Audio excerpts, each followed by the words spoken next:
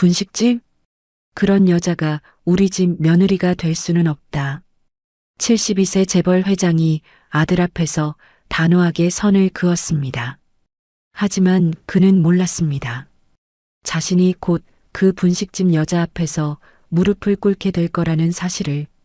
냄새나는 작업복을 입고 변장까지 하면서 그녀를 시험하던 남자가 결국 평생 처음으로 다른 사람 앞에 고개를 숙이게 된 이유는 무엇일까요? 사연 시작 전 구독과 좋아요 눌러주세요. 오늘의 사연 지금 시작합니다. 화요일 저녁 8시, 저는 평소보다 일찍 집에 도착했습니다. 30년간 도경그룹을 이끌어오며 모든 것을 계획대로 진행시켜온 저에게는 예상치 못한 일들이 거의 없었습니다. 오늘 임원회의에서도 분기 실적 보고가 완벽하게 마무리되었고 모든 것이 제 계획대로 흘러가고 있었습니다. 퇴근 후 현관에 들어서자 거실에서 기다리고 있던 아들 우연의 모습이 보였습니다. 평소와 달리 정장을 단정하게 차려입은 우연 옆에는 처음 보는 여자가 앉아 있었습니다. 뭔가 심상치 않은 분위기였습니다. 아버지 오셨어요. 우연히 일어서며 말했습니다. 그의 표정이 평소보다 훨씬 진지해 보였습니다. 소개해드릴 사람이 있어요. 그 여자도 우연과 함께 일어나 저를 향해 깊숙이 고개를 숙였습니다. 90도로 정중하게 인사하는 모습이 어색하지는 않았지만 뭔가 어설펐습니다. 안녕하십니까? 서민지라고 합니다. 목소리는 작지만 또렷했습니다. 수수한 베이지색 원피스를 입은 그녀는 20대 후반으로 보였습니다. 화장기 없는 얼굴, 단정하게 뒤로 묶은 머리, 평범한 외모였습니다. 특별히 미인도 아니고 그렇다고 못생긴 것도 아닌 그저 평범한 여자였습니다. 저는 우연의 의도를 짐작할 수 있었습니다. 하지만 일단 예의를 지켜야 한다고 생각했습니다. 응접실로 자리를 옮기죠. 응접실에 앉은 민지는 긴장한 기색이 역력했습니다. 손을 테이블 위에 가지런히 올리고 앉은 모습에서 어려서부터 예의를 배우지 못한 티가 났습니다. 상류층 여성들의 우아한 자세와는 거리가 멀었습니다. 직업이 뭡니까? 저는 바로 본론으로 들어갔습니다. 분식집을 운영하고 있습니다. 민지가 작은 목소리로 대답했습니다. 분식집? 그 순간 저는 속으로 깊은 한숨을 쉬었습니다. 떡볶이와 김밥을 파는 작은 가게를 운영한다는 말이었습니다. 규모는 어느 정도입니까? 15평 정도의 작은 가게입니다. 민지의 목소리가 더욱 작아졌습니다. 15평? 우리 집 응접실이 20평인데 그보다도 작은 곳에서 장사를 한다는 말이었습니다. 제가 회사 화장실에서 쓰는 개인 공간보다도 작을 것 같았습니다. 그럼 월 수입은 어느 정도나 되나요? 이번에는 우연히 민지를 바라보며 대신 답했습니다. 아버지, 180만 원에서 220만 원 정도예요. 180만 원에서 220만 원. 우리 집 정원사 김 씨가 받는 월급이 350만 원인데 그것보다도 한참 적었습니다. 제가 하루 쓰는 용돈보다도 적은 금액이었습니다. 불안정하겠네요. 장사가 잘 안 될 때도 있겠고요. 네. 경기가 안 좋을 때는 좀 어려워요. 민지가 솔직하게 대답했습니다. 적어도 거짓말을 하지는 않는 것 같았습니다. 저녁 식사가 시작되었습니다. 저는 민지의 테이블 매너를 유심히 관찰했습니다. 양식 나이프를 쥐는 손이 어색했고 포크 사용법도 서툴렀습니다. 스테이크를 자를 때마다 접시 위에서 나이프가 끽끽 소리를 냈습니다. 이런 소리가 나면 안 되는데. 민지가 당황해하며 중얼거렸습니다. 몇 번이나 실수하는 모습을 보며 저는 고개를 절레절레 흔들었습니다. 상류층 모임에서는 절대 통하지 않을 매너였습니다. 와인 드시겠어요? 집사가 와인병을 들고 물었을 때 민지는 당황한 표정을 지었습니다. 죄송하지만 술을 못 마셔서요. 아예 못 마시십니까? 네, 체질상 전혀 못 마셔요. 술 한 잔 못 마시는 여자가 우리 가문의 각종 모임에서 어떻게 자리를 지킬 수 있겠습니까? 임원들과의 회식, 거래처와의 접대, 부인들끼리의 모임까지 모든 것이 불가능할 것 같았습니다. 부모님은 뭘 하시나요? 어릴 때 돌아가셨습니다. 민지의 목소리가 더욱 작아졌습니다. 고개를 숙인 채 손가락으로 냅킨을 만지작거리는 모습에서 오래된 상처가 느껴졌습니다. 그럼 친척분들이 계시겠네요? 삼촌이나 이모 같은 분들 말입니다. 혼자 자랐습니다. 고아원에서 혼자 자랐다. 고아원 출신이라는 말이었습니다. 연고도 없고 배경도 없는 완전한 고아라는 뜻이었습니다. 결혼할 때 친정 어른들도 없고 혹시 무슨 일이 생겨도 의지할 곳이 없다는 말이었습니다. 저는 점점 답답해졌습니다. 우연히 대체 왜 이런 여자를 데려온 건지 이해할 수 없었습니다. 민지가 화장실에 간 사이 저는 우연을 불러 따로 앉혔습니다. 우연아, 네 아버지. 사랑만으로는 가정을 지킬 수 없다. 현실을 생각해봐라. 아버지는 민지를 제대로 모르십니다. 우연히 목소리를 높였습니다. 평소 순종적이던 아들이 처음으로 저에게 대든 것이었습니다. 그녀는 정말 특별한 사람이에요. 특별하다는 게 뭐냐? 구체적으로 말해보라. 민지는 항상 다른 사람을 먼저 생각해요. 어려운 사람들을 도와주고 돈보다는 사람의 마음을 중요하게 여기는 사람이에요. 저는 코웃음을 쳤습니다. 그런 마음가짐이 밥 먹여주냐? 집안 경제를 책임져 주냐? 아버지, 좋은 사람과 우리 집안에 맞는 며느리는 완전히 다른 문제다. 그럼 아버지가 생각하는 며느리는 뭐예요? 돈 많은 집 딸이면 다 좋은 건가요? 우연의 목소리에 분노가 섞여 있었습니다. 최소한의 격은 맞아야 하는 거 아니냐? 우리 집안이 어떤 집인지 모르고 하는 말이니? 우연의 어깨가 축 처졌습니다. 하지만 저는 물러설 생각이 없었습니다. 30년간 이 자리를 지켜온 제가 잘못 판단할 리 없었습니다. 민지가 화장실에서 돌아왔습니다.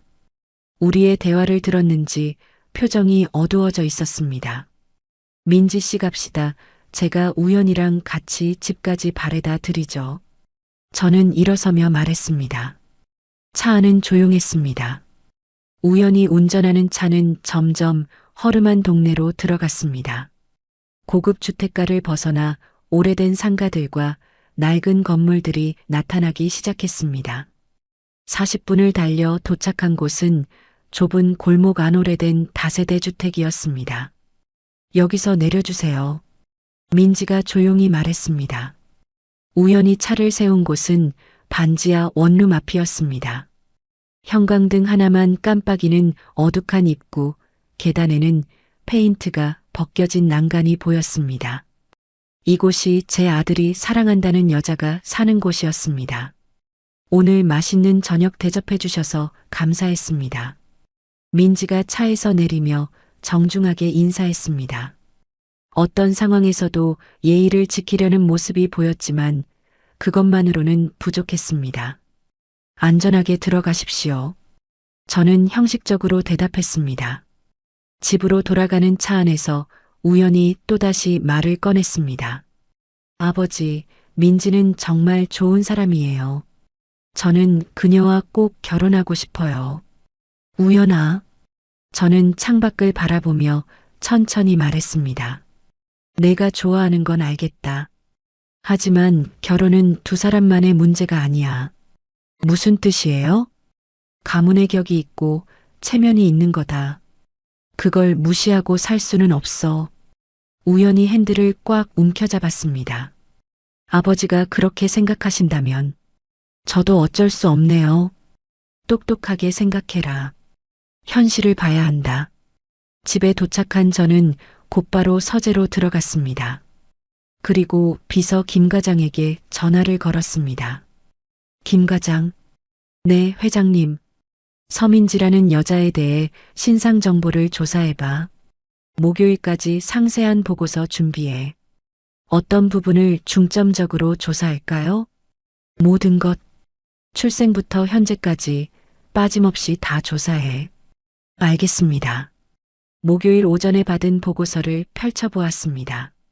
서민지, 27세, 고아원 출신. 부모는 그녀가 5세 때 교통사고로 사망. 고등학교 졸업 후 편의점, 카페, 식당 등에서 아르바이트. 3년 전부터 현재 위치에서 분식집 운영. 특별한 정과나 문제는 없으나 신용등급 6등급, 소액 대출 이력 있음. 역시 제가 생각한 대로였습니다. 가난하고 배경 없는 평범한 여자였습니다. 하지만 뭔가 석연치 않은 구석이 있었습니다. 우연히 그토록 확신에 차서 말하는 이유가 뭘까요? 단순히 예쁘다거나 착하다는 이유만으로 그렇게 고집을 부릴 우연이 아닌데 말입니다. 저는 이 여자를 직접 확인해 보기로 결심했습니다. 서류상의 정보만으로는 사람의 진짜 모습을 알 수 없으니까요. 잠자리에 들기 전 저는 다시 한번 다짐했습니다. 내 방식대로 그 여자의 진짜 모습을 파악한 후 아들에게 냉혹한 현실을 보여주겠다고. 며칠만 지켜보자. 그러면 진짜 모습이 나올 테니까. 저는 이미 계획을 세우고 있었습니다. 그 여자가 정말 우연히 말하는 것처럼 특별한 사람인지 아니면 그저 순진한 우연을 속이는 계산적인 여자인지 확인하겠습니다. 금요일 오후 저는 30년 만에 처음으로 이상한 일을 하고 있었습니다. 창고 안 깊숙한 곳에서 먼지가 쌓인 낡은 작업복을 꺼내고 있었으니까요. 이런 걸 언제 입었더라. 혼자 중얼거리며 30년 전 공장 견학 때 입었던 회색 작업복을 펼쳐보았습니다. 곳곳에 때가 묻어있고 소매 부분은 해져 있었지만 제 목적에는 딱 맞았습니다. 면도를 하지 않고 이틀을 보냈더니 수염이 제법 자랐습니다. 거울을 보니 평소의 단정한 모습과는 전혀 다른 사람이 보였습니다. 여기에 낡은 털 점퍼까지 걸치고 나니 도경그룹 회장 천도경의 모습은 어디에도 없었습니다. 운전기사한테 뭐라고 하지? 잠깐 고민했지만 이건 누구에게도 들키면 안 되는 일이었습니다. 저는 차고에서 15년 된 경차 열쇠를 찾아냈습니다. 가끔 직원들이 업무용으로 쓰던 차였는데 먼지가 쌓여 있었지만 시동은 걸렸습니다. 좋아, 이제 시작이다. 오후 2시 저는 서민지의 분식집이 있는 동네로 향했습니다. 고급 주택가를 벗어나 점점 낡은 건물들이 나타나기 시작했습니다. 좁은 골목길, 오래된 간판들, 20년은 좋게 넘어 보이는 상가들이 즐비했습니다. 여기서 장사를 한다고? 차에서 내려 주변을 둘러보니 이해가 안 됐습니다. 이런 곳에서 무슨 돈을 벌겠다는 건지 말입니다. 분식집 간판이 보였습니다. 민진의 분식이라고 적힌 작은 간판이 바람에 삐걱거리고 있었습니다. 문을 열고 들어서자 매캐한 기름 냄새와 김치찌개 끓는 냄새가 섞인 뜨거운 증기가 얼굴을 때렸습니다. 6개 테이블에 직장인과 학생들이 옹기종기 앉아 있었습니다. 생각보다 손님이 많았습니다. 어서 오세요. 카운터에서 떡볶이를 적고 있던 민지가 저를 보자마자 밝은 미소로 인사했습니다. 제 차림새를 보고도 전혀 놀라지 않았습니다. 마치 이런 손님들을 매일 보는 것처럼 자연스러웠습니다. 추우셨죠? 안쪽 자리가 따뜻해요. 민지가 메뉴판을 건네주며 말했습니다. 화요일 저녁에 봤던 그 여자가 맞나 싶을 정도로 다른 모습이었습니다. 집에서는 그렇게 작은 목소리로 조심스럽게 말하더니 여기서는 활기차고 자신감이 넘쳤습니다. 카운터 앞 의자에 앉으며 가게 내부를 살펴봤습니다. 벽에는 손글씨로 쓴 메뉴판들이 빽빽하게 붙어 있었습니다. 맛있게 드세요. 오늘도 좋은 하루 보내세요. 같은 작은 문구들도 여기저기 보였습니다. 테이블마다 김치와 단무지가 셀프로 비치되어 있었고 휴지통도 깔끔하게 정리되어 있었습니다. 뭘 드릴까요? 민지가 다가와 물었습니다. 가격표를 보니 모든 메뉴가 5,000원 이하였습니다. 라면이 가장 저렴한 3,500원이었습니다. 라면 하나 주세요. 계란 추가하시겠어요? 500원이에요. 저는 일부러 주머니를 뒤적이는 신용을 했습니다. 돈이 좀 부족해서요. 아, 그러시구나. 민지가 잠깐 생각하더니 환하게 웃었습니다. 날씨가 이렇게 추운데 계란 하나 정도는 서비스로 넣어드릴게요. 정말요? 미안한데. 괜찮아요. 파도 좀 더 넣어드릴까요? 민지가 주방으로 들어가며 라면을 끓이기 시작했습니다. 저는 그녀가 다른 손님들을 대하는 방식을 유심히 관찰했습니다. 옆 테이블에 앉은 70대 할아버지가 반찬을 다 드시자 민지가 다가갔습니다. 할아버지, 김치 더 드릴까요? 아니야, 괜찮다. 많이 드셔야 힘이 나는데요. 조금 더 가져다 드릴게요. 민지가 김치와 단무지를 더 가져다 드리자 할아버지가 고마워했습니다. 요즘 이런 인심 보기 힘든데 고등학생들이 주문한 떡볶이가 나갈 때였습니다. 얘들아, 시험 기간이라고 들었는데 힘내. 민지가 떡볶이를 가져다 주며 말했습니다. 그리고 주문하지도 않은 군만두 2개를 접시에 추가로 올려주었습니다. 사장님, 우리 이거 안 시켰는데요? 공부하느라 고생 많으니까 조금 더 먹어야지. 학생들이 고마워하며 맛있게 먹는 모습을 보니 민지의 얼굴도 덩달아 밝아졌습니다. 제 라면이 나왔습니다. 계란뿐만 아니라 김치와 파, 그리고 작은 단무지까지 푸짐하게 들어 있었습니다. 3,500원짜리 라면치고는 너무 푸짐했습니다. 천천히 드세요. 물 더 필요하시면 말씀하세요. 민지가 물컵도 함께 가져다 주었습니다. 라면을 먹으면서 계속 주변을 관찰했습니다. 옆 테이블에서 아주머니 2분이 대화를 나누고 있었습니다. 사장님이 참 인심이 좋으시네. 맞아. 그래서 우리가 자주 오는 거야. 음식도 맛있고. 어떻게 저렇게 항상 웃고 있을 수 있을까? 장사가 힘들 텐데. 젊은 사람이 참 마음이 예뻐. 손님들의 대화를 들으니 민지에 대한 평이 일관되게 좋았습니다. 연기를 하는 것 치고는 너무 자연스러웠습니다. 라면을 다 먹고 계산할 때가 중요한 순간이었습니다. 저는 일부러 주머니를 뒤지며 당황하는 연기를 했습니다.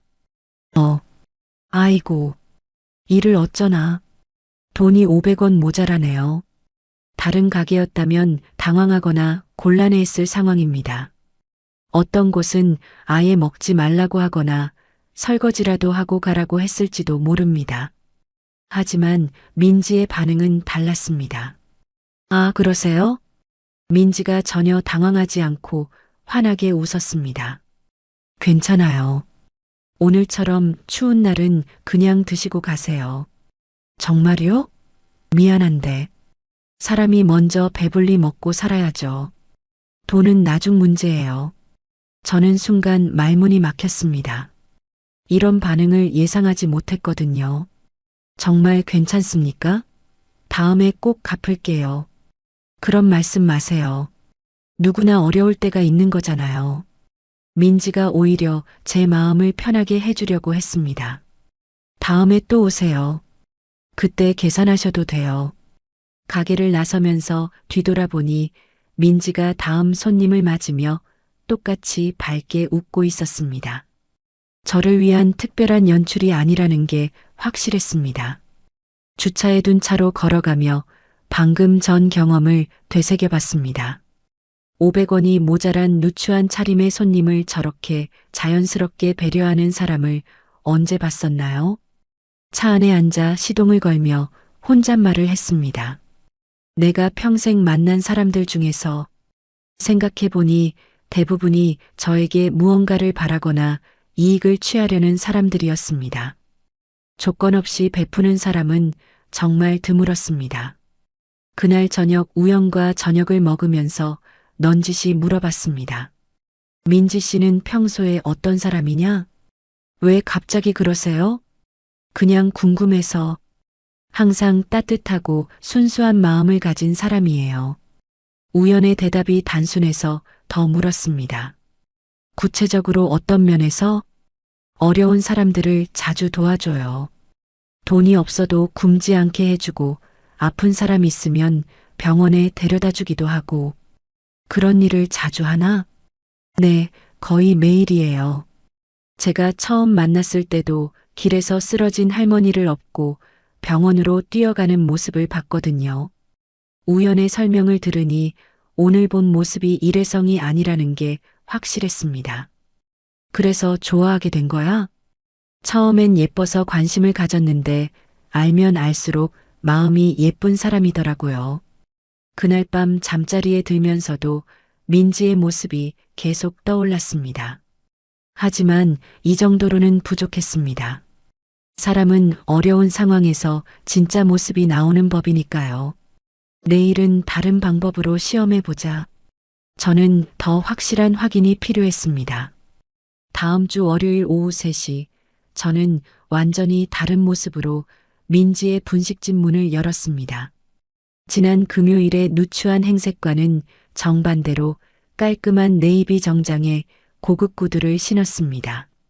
손목에는 평소 차던 롤렉스를 채우고 머리도 단정하게 빗어넘겼습니다. 말투도 표준어로 바꾸고 자세도 꼿꼿하게 하여 금요일의 그 남자와는 전혀 다른 사람처럼 연출했습니다. 얼굴에도 변장 아닌 변장처럼 나름 꾸미고 나니 내가 봐도 어색한 얼굴이었습니다. 준비를 마치고 다시 한번 분식집을 찾아갔습니다. 이번에는 까다로운 손님 역할을 하기로 했습니다. 어서 오세요. 민지가 밝게 인사했습니다. 지난번에 그 남자가 저라는 것을 전혀 알아보지 못했습니다. 완전히 다른 사람으로 보고 있는 게 확실했습니다. 메뉴 보시겠어요? 민지가 정중하게 메뉴판을 건네주었습니다. 평소보다 더 정중한 말투였습니다. 아마 제 차림새를 보고 신경을 더 쓰는 것 같았습니다. 떡볶이하고 순대, 김밥 주세요. 네, 떡볶이는 어느 정도 맵게 해드릴까요? 보통으로 해주세요. 주문을 받은 민지가 주방으로 들어가 음식을 준비하기 시작했습니다. 저는 카운터 앞에 앉아 그녀의 움직임을 지켜봤습니다. 10분 정도 후 음식이 나왔습니다. 떡볶이는 빨갛게 끓어오르고 있었고 순대와 김밥도 깔끔하게 잘려서 나왔습니다. 첫 번째 시험을 시작할 때였습니다. 떡볶이를 한 입 먹고 바로 얼굴을 찡그렸습니다. 이거 너무 맵네요. 목소리를 높여서 말했습니다. 보통으로 해달라 하셔서 준비해드렸는데 많이 매우세요? 민지가 당황하며 다가왔습니다. 보통이 이렇게 매워요? 매운 걸 못 먹는다고 했는데 확인도 안 하고. 저는 일부러 짜증을 내며 소리를 질렀습니다. 옆 테이블 손님들이 저를 쳐다보기 시작했습니다. 죄송합니다. 제가 확인을 제대로 안 했네요. 민지가 깊숙이 고개를 숙이며 사과했습니다. 새로 해드릴게요. 조금만 기다려주세요. 화를 내고 소리를 질렀는데도 민지는 전혀 화내지 않았습니다. 오히려 자신의 잘못이라며 즉시 새 음식을 준비하겠다고 했습니다. 5분 후 새로운 떡볶이가 나왔습니다. 이번에는 덜 매운 버전이었습니다. 한 입 먹고 다시 얼굴을 찡그렸습니다. 이번에는 너무 싱거워요. 예, 싱거우세요? 적당한 건 없나요? 너무 맵거나 너무 싱겁거나. 민지의 얼굴이 당황스러워졌지만 여전히 화내지 않았습니다. 맛이 입에 안 맞으시는군요. 다른 메뉴로 바꿔드릴까요? 아니에요. 그냥 이걸로 할게요. 저는 마지못해 하는 척하며 억지로 먹기 시작했습니다. 옆 테이블의 중년 여성이 동반자에게 속삭였습니다. 저 손님 좀 심하네. 까다롭기도 하고. 하지만 민지는 여전히 웃으며 제게 다가왔습니다. 물 더 드릴까요? 매우셔서 목이 마르실 텐데. 진짜 시험은 이제부터였습니다. 식사 도중 저는 의도적으로 국물을 테이블에 쏟았습니다. 아, 국물이 테이블 위로 흘러내렸습니다. 휴지 좀 주세요. 민지가 즉시 달려와 휴지를 가져다 주었습니다. 제가 닦아드릴게요. 됐어요. 젓가락도 새 걸로 주세요. 이거 바닥에 떨어뜨렸거든요. 젓가락을 일부러 바닥에 떨어뜨렸습니다. 네, 바로 가져다 드릴게요. 민지가 새 젓가락과 함께 직접 흘린 국물을 닦아주었습니다. 제가 그릇을 너무 가득 담았나 봐요. 죄송합니다. 오히려 자신의 잘못이라며 사과했습니다. 물을 한 모금 마신 후 다시 트집을 잡았습니다. 물이 미지근해요. 차가운 물로 바꿔주세요. 네, 바로 가져다 드릴게요. 민지가 차가운 물을 가져왔습니다. 5분 후 다시 불렀습니다. 이번에는 너무 차가워요. 미지근한 걸로 주세요. 이때는 옆 테이블의 손님들이 수군거리기 시작했습니다. 저런 진상 손님은 처음 보네. 사장님도 참 착하시다. 저런 손님한테도 친절하게. 하지만 민지는 전혀 신경 쓰지 않고 계속 제 요구사항을 들어주었습니다. 네, 바로 가져다 드릴게요. 미지근한 물을 다시 가져왔습니다. 다른 손님이 민지에게 충고했습니다. 사장님, 저런 손님한테는 확실하게 말씀하셔야 해요. 그러자 민지가 조용히 대답했습니다. 괜찮아요. 손님이 불편하신 게 있다면 제가 도와드리는 게 당연하죠. 그래도 너무 하시는 거 아닌가요? 모든 분들이 다 각자 사정이 있으시겠죠. 민지의 대답에 저는 순간 당황했습니다. 이런 상황에서도 손님을 감싸고 이해하려 한다는 게 믿어지지 않았습니다. 계산 시간이 왔습니다. 이게 마지막 시험이었습니다. 계산이 얼마예요? 17,000원입니다. 저는 일부러 12,000원만 내밀었습니다. 내가 먹은 게 12,000원이었잖아요. 죄송하지만 떡볶이 8,000원에 순대 5,000원, 김밥 4,000원이에요. 민지가 차분하게 영수증을 보여주었습니다.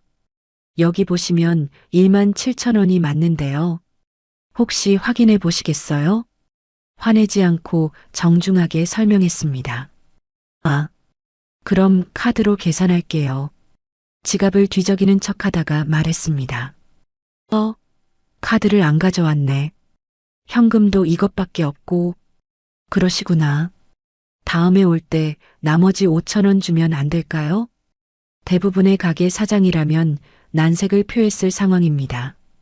이름도 모르고 언제 올지도 모르는 손님에게 외상을 해주는 건 위험한 일이니까요. 하지만 민지의 대답은 의외였습니다. 네, 괜찮습니다. 다음에 오실 때 주세요. 이름을 묻지도 않고 연락처를 요구하지도 않았습니다. 언제 올지도 묻지 않았습니다. 정말 괜찮아요? 네, 괜찮아요.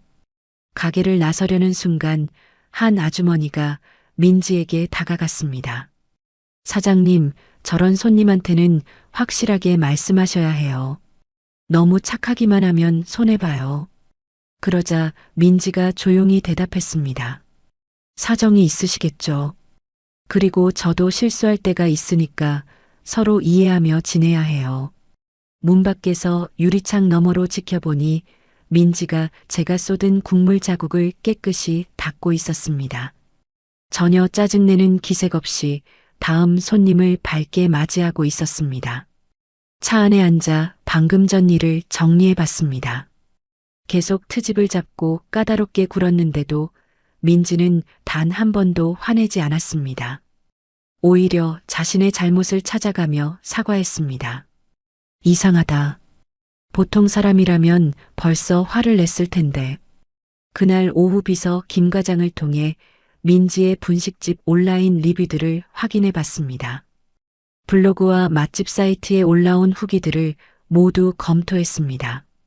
사장님이 너무 친절하시다. 인심이 정말 좋으시다. 힘들 때마다 위로받는 곳, 마음까지 따뜻해지는 분식집. 대부분이 음식 맛보다는 사장인 민지의 인품을 칭찬하는 내용이었습니다. 특히 어려운 손님에게도 친절하게 대한다는 댓글이 여러 개 있었습니다. 저녁에 우연에게 전화를 걸었습니다. 우연아, 민지 씨와 언제부터 만났니? 1년 2개월 전부터요. 왜 그러세요? 어떻게 알게 되었냐? 우연히 들른 분식집에서 만났어요. 그때부터 민지 씨는 계속 지금과 같은 사람이었어요. 지금과 같다는 게 항상 다른 사람을 배려하고 어떤 상황에서도 화내지 않는 사람이요. 우연의 대답으로 민지의 일관된 성품을 확인할 수 있었습니다. 하지만 아직 확신이 서지 않았습니다. 정말 특별한 상황에서는 어떻게 반응할까요? 이번 주말에 한 번 더 확인해 보자. 저는 더 결정적인 시험이 필요했습니다. 그 주 토요일 아침 7시 저는 새벽같이 일어나 분식집 근처로 향했습니다. 평일과 다른 주말의 모습을 보고 싶었거든요. 사람은 누가 지켜보지 않을 때 진짜 모습이 나온다고 하니까요. 분식집에서 200m 떨어진 카페에 차를 세우고 기다렸습니다. 이른 아침이라 거리는 한적했고 대부분의 상점들이 문을 닫고 있었습니다. 7시 30분경 민지가 나타났습니다. 평소보다 30분 일찍 가게를 열었습니다. 큰 속과 여러 개의 용기를 들고 분식집 문을 열어 젖혔습니다. 뭘 하는 거지? 민지가 큰 솥을 가게 앞으로 옮기고 있었습니다. 간이 테이블도 설치하기 시작했습니다. 뭔가 특별한 일을 준비하는 것 같았습니다. 8시가 되자 놀라운 광경이 펼쳐졌습니다. 어디서 나타났는지 10여 명의 사람들이 분식집 앞에 줄을 서기 시작했습니다. 70대 할머니, 할아버지들과 초등학생으로 보이는 아이들이었습니다. 저게 뭐 하는 거지? 민지가 큰 솥에서 김이 모락모락 나는 어묵국을 일회용 용기에 담기 시작했습니다. 떡볶이와 김밥도 함께 준비되어 있었습니다. 첫 번째로 줄을 선 할머니가 어묵국을 받았습니다. 사장님, 매주 이렇게 해주시면 우리가 미안해서 어떡해요. 할머니가 고마워하며 말했습니다. 할머니, 그런 말씀 마세요. 이렇게 오셔서 맛있게 드셔주시면 제가 더 감사하죠. 민지가 환하게 웃으며 대답했습니다. 그 다음 할아버지께도 어묵국과 김밥을 드렸습니다. 몸조리 잘하세요. 약은 꼬박꼬박 드시고요. 고맙네, 사장님. 이런 정성을. 한 초등학생이 어묵국을 받으며 말했습니다. 누나, 오늘 어묵 진짜 맛있어요. 그래, 많이 먹고 튼튼하게 자라야 해. 민지가 아이의 머리를 쓰다듬으며 김밥 한 줄을 더 주었습니다. 이거 추가로 줄게. 엄마한테도 드려. 저는 차 안에서 그 광경을 지켜보며 깜짝 놀랐습니다. 무료 급식을 하고 있었던 겁니다. 그것도 혼자서 아무의 도움도 없이 말입니다. 총 12명 정도가 차례로 음식을 받아갔습니다. 민지는 한 명 한 명에게 모두 따뜻한 말을 건넸습니다. 어르신, 감기 조심하세요. 아가야, 엄마 말 잘 들어야 해. 할머니, 무릎 아픈 거 나아지셨어요? 모든 사람이 음식을 받고 떠난 후 저는 차에서 내려 민지에게 다가갔습니다. 안녕하세요. 안녕하세요. 민지가 저를 보고 반갑게 인사했습니다. 지난번 금요일에 돈이 부족했던 그 손님으로 기억하고 있었습니다. 매주 이런 일을 하시나요? 네, 벌써 3년째 하고 있는 것 같아요. 3년째라고요? 3년 동안 매주 토요일마다 무료 급식을 해왔다는 말이었습니다. 토요일마다 이렇게 나눔을 해드리고 있어요. 제가 할 수 있는 작은 일이에요. 왜 이런 일을 시작하게 되셨어요? 민지가 잠깐 생각하더니 조용히 대답했습니다. 제가 어릴 때도 어려운 시기가 있었거든요. 그때 이렇게 도움받은 기억이 있어서요. 도움받은 기억이요? 네, 고아원에 있을 때 근처 분식집 사장님이 가끔 음식을 주셨어요. 그때 얼마나 고마웠는지. 이제는 제가 누군가에게 도움을 드릴 차례라고 생각해요. 민지의 눈이 촉촉해졌습니다. 어르신도 드시겠어요? 민지가 따뜻한 어묵국을 건넸습니다. 감사합니다. 어묵국을 받아 마시니 정말 맛있었습니다. 무엇보다 따뜻했습니다. 이렇게 무료로 나눠주시면 장사의 손해 아닌가요? 제가 조심스럽게 물었습니다. 돈보다 중요한 게 있다고 생각해요. 중요한 게요? 사람의 마음이요. 배고픈 사람이 따뜻한 음식 한 그릇 먹고 힘을 내는 것, 그게 돈보다 소중하다고 생각해요. 민지의 말에 저는 할 말을 잃었습니다. 다들 맛있게 음식들을 받아와서 먹고 있는데 잠시 후 갑자기 큰 목소리가 들렸습니다. 서 사장, 50대 중년 남성이 성큰 걸음으로 분식집에 들어왔습니다. 민지의 얼굴이 순식간에 굳어졌습니다. 월세 언제 줄 거야? 건물주였습니다. 목소리가 워낙 커서 주변 상점 사람들이 다 쳐다볼 정도였습니다. 매주 이런 무료 나눔이나 할 시간에 장사나 똑바로 해. 건물주가 소리를 질렀습니다. 월세도 못 내면서 뭘 나눠줘? 미쳤어? 민지가 고개를 숙였습니다. 죄송합니다. 이번 달까지 월세 못 내면 바로 퇴거야. 계약 해지한다. 사장님, 한 달만 더 시간을 주세요. 민지가 간청했습니다. 한 달? 이미 한 달 반이 밀렸잖아. 그래도 다른 세입자 들어올 사람도 많아. 생각해봐. 건물주가 소리치고 나갔습니다. 가게 안이 조용해졌습니다. 월세가 얼마나 밀렸습니까? 제가 조심스럽게 물었습니다. 한 달 반 정도인데 어묵 재료비랑 이것저것 사다 보니 계산이 안 맞더라고요. 민지가 말끝을 흐렸습니다. 월세 70만 원에 한 달 반이면 105만 원입니다. 결코 적은 돈이 아니었습니다. 그런데도 무료 급식을 계속하고 있었다는 것이 이해가 안 됐습니다. 그때였습니다. 앞서 어묵을 받아간 할머니 한 분이 다시 분식집으로 들어오셨습니다. 민지야. 할머니가 민지에게 작은 봉투를 건네며 말씀하셨습니다. 우리 손주 감기 걸렸을 때 죽 끓여준 거 기억나지? 할머니, 병원비도 도와줬잖아. 그때 얼마나 고마웠는지 아니? 할머니의 목소리에 진심이 담겨 있었습니다. 이번에는 내가 도울 차례야. 몇 분 후 또 다른 아주머니가 돌아왔습니다. 민지 사장님, 아주머니가 봉투를 내밀며 말했습니다. 제가 남편 사업 실패했을 때 외상으로 밥 먹게 해주신 거 잊지 않았어요. 아주머니, 우리가 도움받을 때는 언제고 이럴 때 모른 척하면 안 되죠. 하나둘 돌아온 동네 사람들이 민지에게 십시일반 돈을 모아주기 시작했습니다. 민지야, 우리가 있잖아. 힘든 일 있으면 말해야지. 혼자 끙끙 앓지 말고.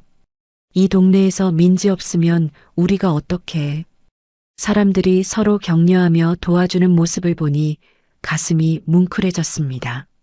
저는 그 광경을 지켜보며 깨달았습니다. 진짜 부자가 누구인지를요.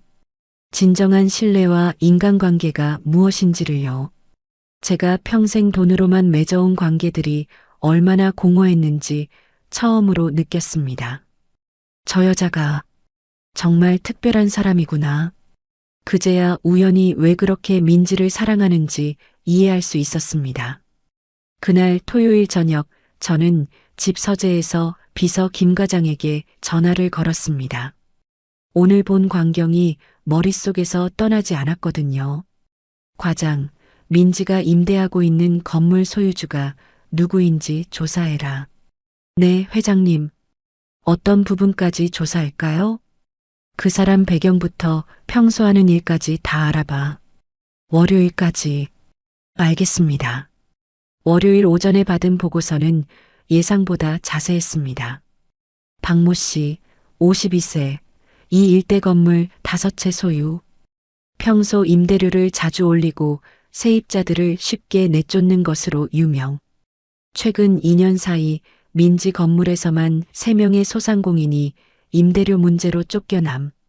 현재 임대료는 주변 시세보다 20% 높은 상태. 역시 그런 인간이었구나. 보고서를 덮으며 혀를 찼습니다. 약한 사람들을 괴롭히는 전형적인 건물주였습니다. 월요일 오후 저는 다시 민지의 분식집을 찾았습니다. 평소보다 손님이 눈에 띄게 줄어 있었습니다. 민지의 표정도 지난주와 달리 많이 어두워 보였습니다. 라면 주세요. 네. 민지가 주문을 받으며 작게 웃었지만 그 웃음이 억지스러워 보였습니다. 오늘은 손님이 적네요. 제가 말하자 민지가 고개를 끄덕였습니다. 네, 요즘 경기가 안 좋아서 그런가 봐요. 하지만 단순히 경기 때문만은 아닌 것 같았습니다. 뭔가 다른 걱정거리가 있어 보였습니다. 혹시 무슨 걱정거리라도 있으신가요? 제가 조심스럽게 물었습니다.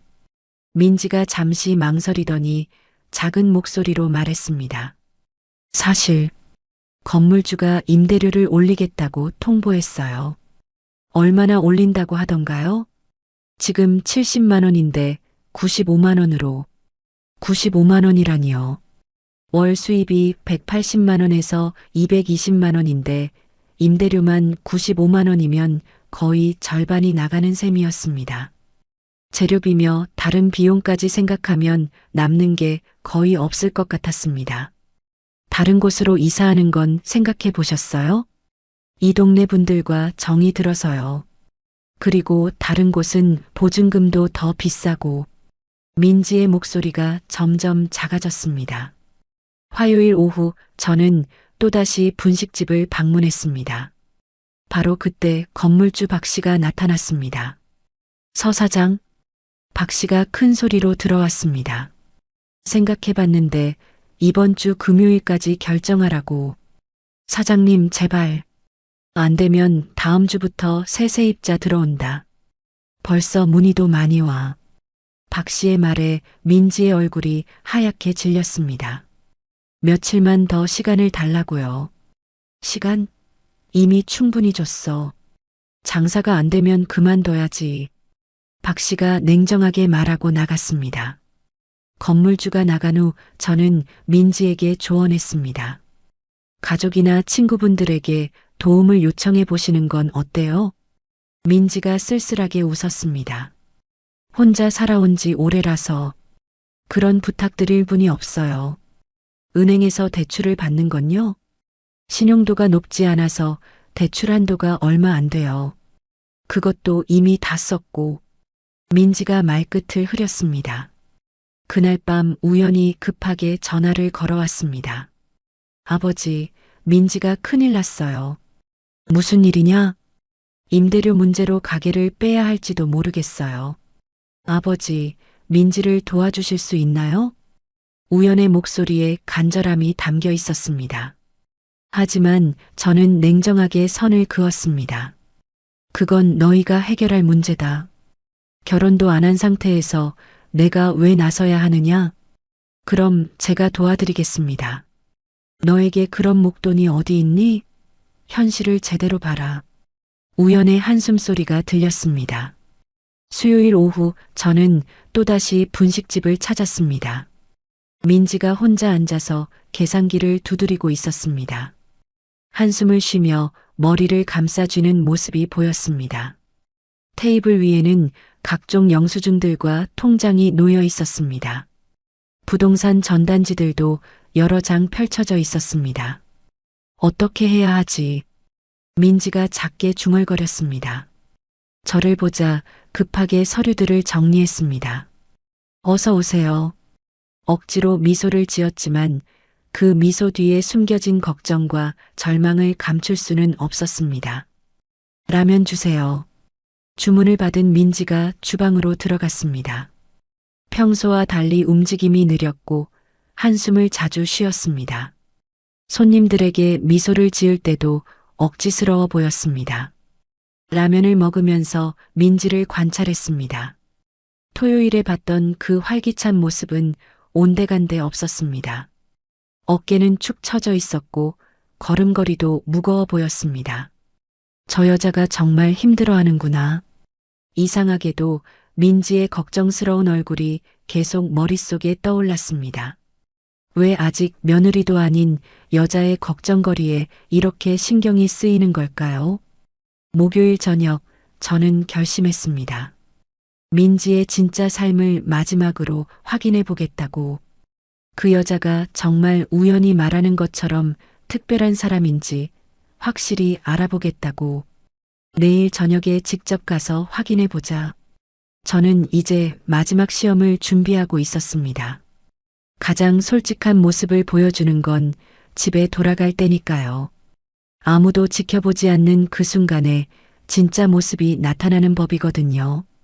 다음 날이 금요일 건물주가 정한 마지막 날이었습니다. 민지가 어떤 선택을 할지 그리고 그 과정에서 어떤 모습을 보여줄지 궁금했습니다. 마지막 확인을 해보자. 그러면 모든 게 분명해질 거야.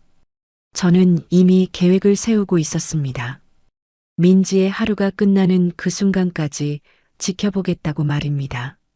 목요일 밤 10시 저는 운전기사에게 분식집 근처에서 대기하라고 지시했습니다.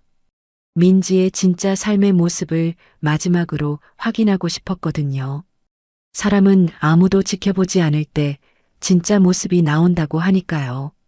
오후 9시 30분경 민지가 분식집 문을 닫고 나왔습니다. 평소보다 어깨가 더 처져 보였고 걸음걸이도 무거워 보였습니다. 하루 종일 손님들 앞에서는 밝은 모습을 보여주느라 얼마나 힘들었을까요? 민지가 가게 셔터를 내리면서 한 번 더 뒤돌아봤습니다. 그리고 깊은 한숨을 내쉬었습니다. 그 모습에서 이 가게에 대한 애착과 걱정을 동시에 느낄 수 있었습니다. 내일이면 마지막 일 수도 있구나. 민지는 곧바로 집으로 향하지 않았습니다. 근처 24시간 할인마트로 들어갔습니다. 저는 차에서 내려 멀찍이 따라가며 그녀의 장보기를 지켜봤습니다. 마트 안에서 민지는 특가 코너만 돌아다녔습니다. 할인된 야채들을 하나하나 살펴보며 가장 저렴한 것들만 골랐습니다. 라면도 가장 싼 브랜드로 몇 개 집어들었습니다. 육류 코너를 지날 때였습니다. 민지가 잠시 멈춰서 돼지고기를 바라봤습니다. 가격표를 확인하더니 고개를 저으며 지나쳤습니다. 과일 코너에서도 마찬가지였습니다. 사과 한 봉지를 들어보다가 가격을 보고는 다시 내려놨습니다. 고기 한 번 사 먹기도 어려운 형편이구나. 계산대에서 민지가 지불한 금액은 8,500원이었습니다. 지갑에서 1,000원짜리 몇 장을 꺼내어 계산했는데 지갑 안에 남은 돈이 얼마 없다는 게 한눈에 보였습니다. 무거운 장바구니를 들고 나온 민지는 버스 정류장으로 향했습니다. 15분을 기다린 후 마을버스를 탔습니다. 저는 차로 그녀를 따라갔습니다. 민지가 내린 곳은 그 반지하 원룸 앞이었습니다. 무거운 장바구니를 바닥에 내려놓고 한 손으로 허리를 짚었습니다. 그리고 깊은 한숨을 내쉬었습니다. 형광등 하나만 깜빡이는 어둑한 계단 앞에서 민지가 혼잣말을 했습니다. 오늘도 잘 버텼다. 그 말 한마디에 모든 게 담겨 있었습니다. 하루 종일 다른 사람들에게는 밝은 모습만 보여주다가 이제서야 진짜 자신의 감정을 드러내는 것이었습니다. 저는 차 안에서 그 모습을 지켜보며 가슴이 먹먹해졌습니다. 27살 여자가 혼자 감당하기엔 너무 힘든 현실이었습니다. 민지가 도어락 번호를 누르려던 순간 저는 더 이상 숨어 있을 수 없었습니다. 차에서 내려가 그녀를 불렀습니다. 서민지 씨. 민지가 깜짝 놀라 돌아봤습니다. 누구세요? 어둠 속에서 저를 제대로 보지 못하는 것 같았습니다. 저는 심호흡을 한 후 천천히 말했습니다. 지난번에 노숙자 같은 차림으로 분식집에 갔던 사람입니다. 민지의 얼굴에 당황스러운 표정이 스쳤습니다. 그리고 저는 잠시 망설였다가 계속했습니다. 저는 도경그룹 회장 천도경입니다. 우현이의 아버지입니다. 민지가 말문이 막힌 채로 저를 바라봤습니다. 몇 초간의 침묵이 흘렀습니다. 우현이 아버지셨군요. 민지가 조용히 중얼거렸습니다. 죄송합니다. 저는 고개를 깊이 숙였습니다. 당신을 시험하려고 했습니다. 정말 부끄러운 일이었습니다.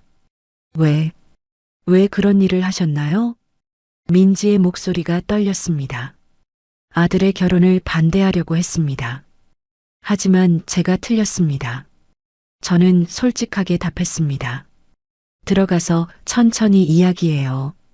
민지가 조용히 말했습니다. 하지만 저는 고개를 저었습니다. 아니요. 여기서 말씀드리고 싶습니다. 여기서요? 더 이상 당신을 시험하거나 판단할 자격이 저에게는 없습니다. 저는 그 자리에서 무릎을 꿇었습니다. 안 돼요. 이러시면 안 돼요. 민지가 당황하며 말했습니다. 저에게는 이렇게 하는 것만이 진심을 보여드릴 수 있는 방법입니다. 차가운 아스팔트 바닥의 거칠함이 무릎을 통해 전해졌지만 저는 전혀 개의치 않았습니다. 72년 인생에서 처음으로 진심으로 다른 사람 앞에 무릎을 꿇는 순간이었습니다. 제가 평생 돈으로만 사람을 판단하며 살아왔습니다. 저의 목소리가 떨렸습니다. 하지만 당신을 보면서 깨달았습니다. 진짜 부자가 누구인지, 진정한 인격이 무엇인지를. 민지의 눈에서 눈물이 흘러내렸습니다. 회장님, 일어나세요. 사람은 누구나 실수하고 또 배울 수 있는 거잖아요. 그 말에 저는 더욱 부끄러워졌습니다. 이렇게 넓은 마음을 가진 사람을 왜 몰라봤을까요? 당신 같은 분이 우리 집안의 며느리가 되어주신다면 그것은 우리 가문에게 최고의 영광입니다. 저는 간절히 말했습니다. 하지만 민지는 고개를 저었습니다. 우연이와의 일은 저희가 결정할 문제예요. 회장님은 그냥 우연이의 아버지로서 저희를 지켜봐 주세요. 민지의 성숙함과 지혜가 느껴졌습니다. 당신이 지금 겪고 있는 임대료 문제는 제가 해결하겠습니다. 저는 다시 말했습니다. 그건 제가 스스로 해결해야 할 일이에요. 민지가 정중히 거절했습니다. 그럼 제가 아버지로서, 아니 한 사람으로서 할 수 있는 일이 뭐가 있을까요? 우연이를 믿어주시고 저희를 응원해 주시는 것만으로도 충분해요. 민지의 대답에 저는 깊이 감동했습니다. 저는 천천히 일어서며 말했습니다. 제가 오늘 깨달은 것들을 평생 잊지 않겠습니다. 저도 회장님을 이해해요. 자식을 걱정하는 부모 마음이니까요. 민지가 오히려 저를 위로해 주었습니다. 내일부터는 예전처럼 저를 시험하지 마시고 그냥 우연히 아버지로서 자연스럽게 지내요. 그렇게 하겠습니다. 저는 약속했습니다. 집으로 돌아가는 차 안에서 저는 즉시 우연에게 전화를 걸었습니다. 우연아, 네 아버지. 민지 씨와 결혼해라. 아버지가 공식적으로 허락한다. 정말이세요? 아버지. 우연의 기뻐하는 목소리가 들렸습니다. 정말 민지와 결혼해도 되는 건가요? 그분은 우리 가문에 꼭 필요한 분이다. 저는 확신에 차서 말했습니다. 이제 해야 할 일이 하나 더 있었습니다. 민지가 거절했지만 제 나름의 방법으로 그녀를 도와야겠다고 생각했습니다. 김 과장을 통해 조용히 처리하자. 저는 이미 계획을 세우고 있었습니다. 그날 밤 저는 잠을 이룰 수 없었습니다. 민지 앞에서 무릎을 꿇었던 그 순간이 계속 떠올랐거든요. 72년 인생에서 처음 경험하는 일이었습니다. 차가운 아스팔트 바닥의 거칠함이 아직도 무릎에 남아있는 것 같았습니다. 하지만 전혀 후회되지 않았습니다. 오히려 마음이 한결 가벼워진 기분이었습니다. 평생 돈으로만 사람을 판단하며 살아왔구나. 제 자신에 대해 처음으로 객관적으로 생각해 봤습니다. 30년간 회장 자리에 있으면서 수많은 사람들을 만났지만 진짜 그 사람의 마음을 본 적이 있었나요? 금요일 오전 저는 비서 김 과장에게 긴급히 지시했습니다. 과장, 민지의 건물주 박 씨와 만나는 자리를 주선해라. 언제까지 말씀이십니까? 오늘 중으로. 되도록 빨리. 알겠습니다. 하지만 단순히 건물을 사는 것만으로는 부족했습니다. 더 신중한 방법이 필요했습니다. 박 씨의 다른 건물들과 재정 상황도 면밀히 조사해라. 왜 임대료를 자꾸 올리는지 이유를 알아야겠어. 네, 바로 조사해 보겠습니다. 오전 11시에 받은 추가 보고서는 흥미로웠습니다. 박 씨가 최근 다른 사업 실패로 인해 심각한 자금난에 시달리고 있었던 겁니다. 주식 투자 실패와 지인 보증으로 인한 손해가 겹쳤다고 했습니다. 그래서 소유 건물들의 매각을 고려 중이라는 정보도 있었습니다. 그렇다면 이야기가 달라지는군. 오후 2시 시내 호텔 커피숍에서 박 씨를 만났습니다. 50대 중반의 박 씨는 생각보다 초췌해 보였습니다. 며칠 못 잔 듯한 얼굴에 정장도 구겨져 있었습니다. 갑자기 만나자고 하시니까 뭔가 했는데 박 씨가 어색하게 웃으며 말했습니다. 누구신지도 모르겠고요. 도경그룹 천도경입니다. 명함을 건네자 박 씨의 눈이 커졌습니다. 도경그룹 회장님이세요? 네. 당신이 소유하신 건물 중에 관심 있는 것이 있어서요. 어떤 건물 말씀이신가요? 분식집이 들어가 있는 그 건물 말입니다. 박 씨가 잠깐 생각하더니 고개를 끄덕였습니다. 아, 그 건물요. 왜 그 건물에 관심이 있으신지. 사고 싶습니다. 시세보다 10% 높은 가격으로 2주 내 현금 거래로요. 박 씨가 깜짝 놀라며 물었습니다. 갑자기 왜 그런 제안을 하시는 건가요? 투자 목적입니다. 저는 간단히 답했습니다. 하지만 조건이 있습니다. 조건이요? 현재 세입자들의 임대 조건은 모두 그대로 유지하는 것. 그리고 향후 2년간 임대료 인상을 금지하는 것. 박 씨가 잠시 고민하는 표정을 지었습니다. 현금 거래라고 하셨죠? 네. 2주 안에 모든 절차를 마무리하겠습니다. 그럼 좋습니다. 계약 준비하겠습니다. 박 씨의 목소리에 안도감이 섞여 있었습니다. 아마 다른 사업 때문에 급전이 필요했나 봅니다. 계약서를 작성하면서 저는 중요한 조건을 추가했습니다. 이 거래에 대해서는 절대 비밀을 유지해 주십시오. 특히 세입자들에게는 건물주가 바뀐 사실을 알리지 마세요. 그런 조건까지 넣으시는 이유가 제 개인적인 사정입니다. 2주 후 모든 소유권 이전 절차가 완료되었습니다. 민지에게는 새로운 임대인 측에서 연락이 갔습니다. 기존 임대료 그대로 계약을 2년 연장한다는 통보였습니다. 김 과장을 통해 들은 바로는 민지가 크게 기뻐했다고 했습니다.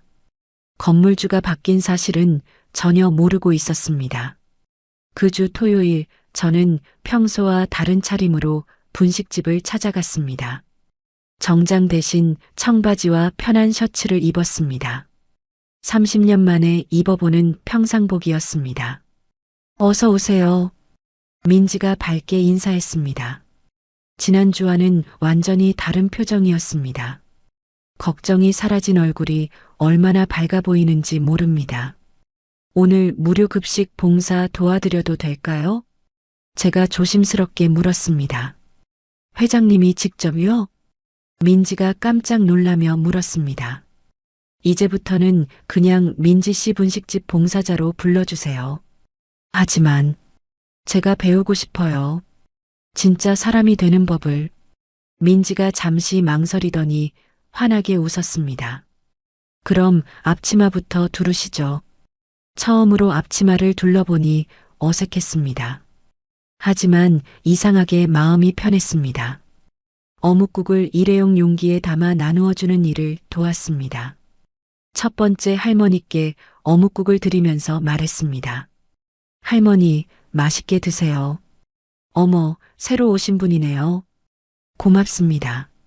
할머니가 고마워하시는 모습을 보니 가슴이 따뜻해졌습니다. 한 할아버지께서 저에게 물으셨습니다.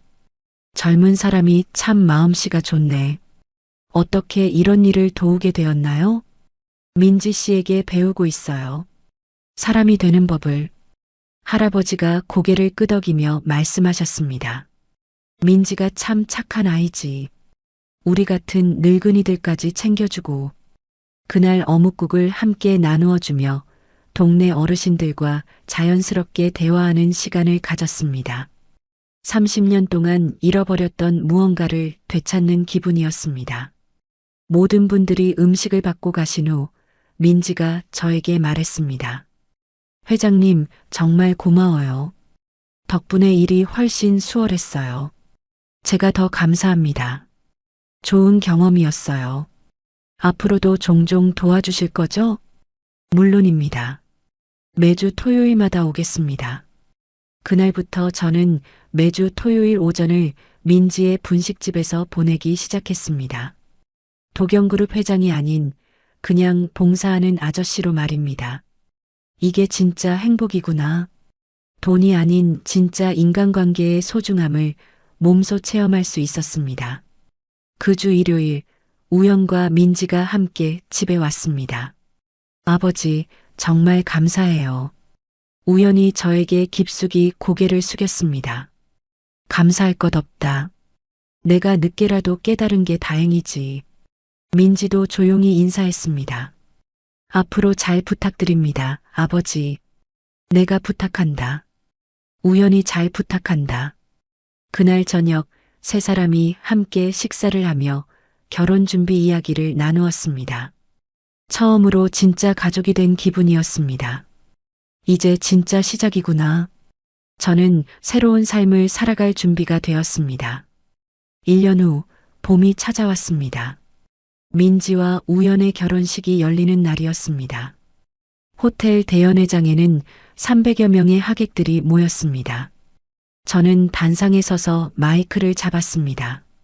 30년간 수많은 기업 행사에서 연설을 해왔지만 오늘만큼 떨린 적은 없었습니다. 안녕하십니까? 신랑 아버지 천도경입니다. 박수가 울려 퍼졌습니다. 오늘 며느리를 맞는다기보다는 인생의 선생님을 우리 가족으로 모시는 기분입니다. 하객들 사이에서 웅성거림이 들렸습니다. 도경그룹 회장이 며느리를 선생님이라고 부른다니 의외라는 반응이었습니다. 1년 전만 해도 저는 사람을 돈으로만 평가하는 어리석은 사람이었습니다. 제 목소리가 떨렸습니다. 하지만 민지 씨를 통해 진정한 부의 의미를 배웠습니다. 진짜 부자는 돈이 많은 사람이 아니라 많은 사람에게 사랑받는 사람이라는 것을 말입니다. 하객들이 모두 박수를 쳤습니다. 결혼식이 끝난 후 신혼여행에서 돌아온 두 사람이 저를 찾아왔습니다. 아버지, 집을 구했어요. 우연히 말했습니다. 어디에 구했냐? 민지 분식집에서 도보 5분 거리에 있는 투룸 오피스텔이에요. 저는 의외라는 표정을 지었습니다. 분명히 강남의 고급 아파트를 준비해뒀는데 말입니다. 왜 그런 곳을 선택했니? 내가 마련해준 아파트는? 민지가 분식집을 계속 운영하고 싶어 해요. 그리고 동네 분들과 가까이 살고 싶어 한다고 해서요. 우연의 대답에 저는 고개를 끄덕였습니다. 역시 민지다운 선택이었습니다. 그 무렵 저는 도경그룹의 복리후생 정책을 전면 개편했습니다. 임원회의에서 발표할 때 임원들의 반응이 재미있었습니다. 직원 식당을 무료로 제공하겠습니다. 회장님, 비용이 상당할 텐데요. 직원들이 든든하게 먹어야 일도 잘하는 법이지요. 그리고 구내식당 메뉴에 떡볶이와 어묵국도 추가하겠습니다. 임원들이 어리둥절한 표정을 지었습니다. 떡볶이요? 네. 서민적인 음식도 함께 제공해야죠. 또한 직원 자녀 교육비 100% 지원 프로그램과 임직원 부모님 의료비 지원 제도도 새롭게 만들었습니다. 이 모든 정책의 자문 역할을 민지가 맡았습니다. 민지야, 직원들이 정말 필요로 하는 게 뭘까? 아버님, 직장인들은 대부분 시간이 없어서 고생해요. 가족들과 함께할 시간, 부모님을 돌볼 시간이 없어서 마음이 아프거든요. 민지의 조언을 듣고 유연근무제와 부모님 간병휴가 제도도 도입했습니다. 매주 토요일 오전이면 저는 정장 대신 청바지와 티셔츠를 입고 분식집으로 갔습니다. 이제는 동네 어르신들이 저를 먼저 알아봐 주셨습니다. 회장님 오셨네. 김할아버지가 반갑게 인사해 주셨습니다. 할아버지, 안녕하세요. 오늘 몸은 좀 어떠세요? 덕분에 잘 지내고 있어. 혈압약도 잘 먹고 있고, 박할머니께서 저에게 다가오셨습니다. 회장님, 우리 손주가 대학교 들어갔어요. 장학금도 받고, 정말 축하드려요, 할머니. 다 민지 덕분이야. 공부방도 무료로 다니게 해주고, 참고서도 사주고, 동네 사람들은 저를 도경 회장님 대신 민지네 시아버님 또는 분식집 봉사 아저씨라고 불렀습니다. 그 호칭들이 어떤 직함보다 제게는 소중했습니다. 회사에서도 변화가 일어났습니다. 임원진들이 제 변화에 놀라워했습니다. 회장님, 요즘 직원들과 자주 식사를 하시네요. 사람을 제대로 알아야 사업도 제대로 할 수 있는 법이지. 직원들과의 소통 시간을 대폭 늘렸습니다. 월 1회 직원과의 대화 시간을 만들어 현장 목소리를 직접 들었습니다. 회장님, 육아휴직 기간을 늘려주시면 안 될까요? 한 여직원이 조심스럽게 말했습니다. 얼마나 늘리면 좋겠나? 지금 1년인데 2년까지는. 좋은 생각이네. 검토해보겠네. 도경그룹 사회공헌팀을 신설했습니다. 독거 어르신 무료 식사 지원 사업과 청년 소상공인 창업 무이자 대출 프로그램을 만들었습니다. 이 모든 프로그램에 민지의 현장 경험이 반영되었습니다. 어느 목요일 저녁 민지가 기쁜 소식을 전해왔습니다. 아버님, 아기가 생겼어요. 정말인가? 저는 기쁨을 감추지 못했습니다. 내 손주가 엄마를 닮아서 따뜻한 마음을 가진 아이로 자랐으면 좋겠구나. 임신 5개월이 된 민지가 분식집 일이 힘들어지자 우연히 퇴근 후와 주말에 가게 일을 도왔습니다. 저도 자주 가서 도움을 드렸습니다. 어느 토요일 봉사를 마치고 민지와 함께 동네를 걸었습니다. 아버님, 정말 많이 바뀌셨어요. 민지가 말했습니다. 내가 72년 살면서 가장 보람 있는 일을 하고 있는 것 같다. 아버님도 이제 진짜 행복해 보이세요. 당신 덕분에 돈이 아닌 사람의 가치를 알게 되었어. 회사에서도 놀라운 변화가 있었습니다. 직원 만족도가 크게 올랐고 인간미 있는 회사라는 평판이 퍼지면서 우수한 인재들이 도경그룹에 지원하기 시작했습니다. 어느 날 우연히 저에게 말했습니다. 아버지가 정말 많이 변하셨네요. 그런가? 네, 예전에는 무서운 아버지셨는데 이제는 따뜻한 아버지가 되셨어요. 내 어머니가 살아계신다면 이런 내 모습을 보고 기뻐하실 것 같구나. 분식집 단골 할머니 한 분이 제게 말씀하셨습니다. 회장님이 이렇게 소박하게 지내시니까 더 좋아 보여요. 처음으로 소박하다는 말이 칭찬으로 들렸습니다. 민지의 출산 예정일이 다가올 무렵이었습니다. 손주가 태어나면 이 분식집을 물려받아도 좋겠구나.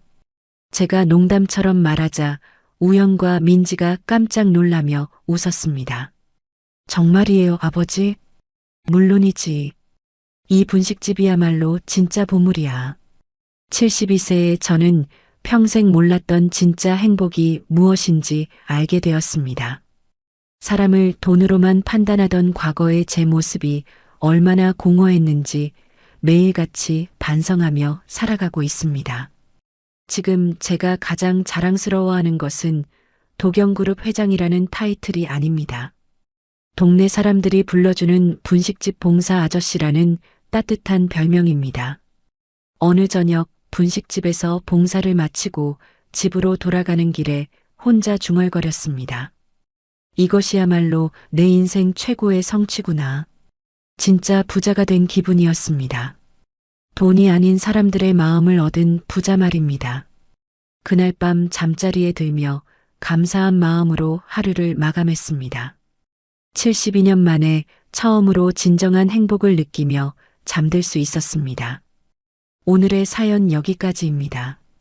72세 재벌 회장 천도경의 이야기를 들으며 저도 많은 생각이 들었습니다. 돈으로 사람을 판단하던 그가 분식집 사장 민지를 통해 진정한 부의 의미를 깨달아가는 모습이 참으로 감동적이었는데요. 때로는 우리도 겉모습만 보고 사람을 성급하게 판단하곤 합니다. 하지만 천도경 회장처럼 마음을 열고 상대방을 진심으로 바라본다면 우리 주변에도 민지 같은 따뜻한 사람들이 많이 있을 것입니다. 나이가 들어도 변할 수 있고 배울 수 있다는 것을 보여준 천도경 회장. 그리고 어떤 시험에도 흔들리지 않는 따뜻한 마음을 가진 민지. 두 사람이 만나 서로를 변화시키고 성장시키는 모습에서 진정한 인간관계의 아름다움을 느낄 수 있었습니다. 오늘의 이야기 어떠셨나요? 저는 내일도 따뜻한 이야기로 찾아뵙겠습니다. 구독과 좋아요 눌러주시고 지금 어디서 듣고 계신지 댓글로 알려주세요. 한 분 한 분 반갑게 인사드리겠습니다. 감사합니다.